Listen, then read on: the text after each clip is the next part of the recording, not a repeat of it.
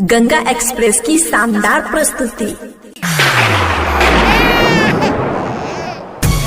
देखिए भैया, हम चंदन आर्यन आप तमाम भोजपुरिया समाज से दोनों हाथ जोड़ी के प्रणाम करतानी और आयांस के बारे में कुछ गीत के माध्यम से सुनावल चाहतानी, तो सुनी जा।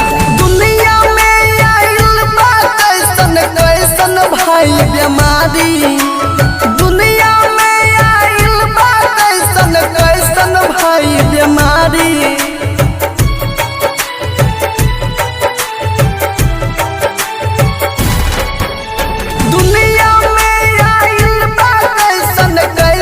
भाई बीमारी बेटा खातिर माई बाबू आज भिखारी हो गई। आयांस के जिंदगी बचाला भाई, हालात लाचारी हो गई। आयांस के जिंदगी बचाला भाई, हालात लाचारी हो गई। गंगा एक्सप्रेस की शानदार प्रस्तुति। म्यूजिक बाय विकेश भोजपुरिया।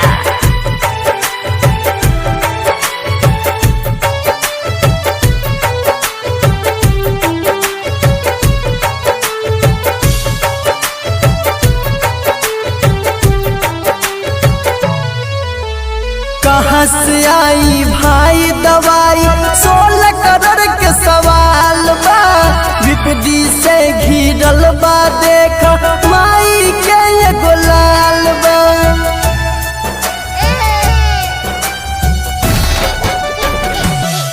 हाँ हाँ, कहाँ से आई भाई दवाई, 16 करोड़ के सवाल बा।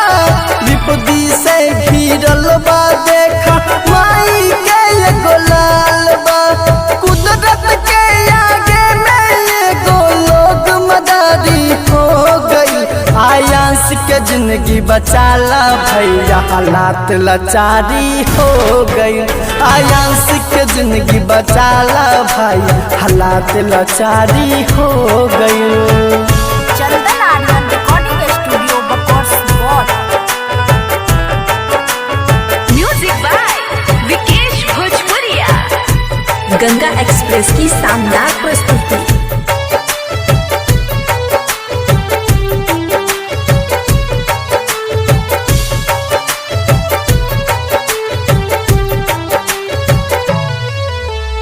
हाथ जोड़ी के कहिल भैया, आज सबके जरूरी बा।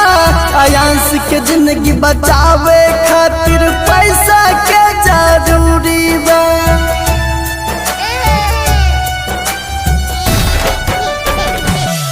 हाँ हाँ, हाथ जोड़ी के कहिल भैया, आज सबके जरूरी बा। आयांस के जिंदगी बचावे खातिर पैसा के जरूरी बा। जाकी सोनी चंदन संजित आज भिखारी हो गई। आयांस के जिंदगी बचाला भाई, हालात लाचारी हो गई। आयांस के जिंदगी बचाला भाई, हालात लाचारी हो गई।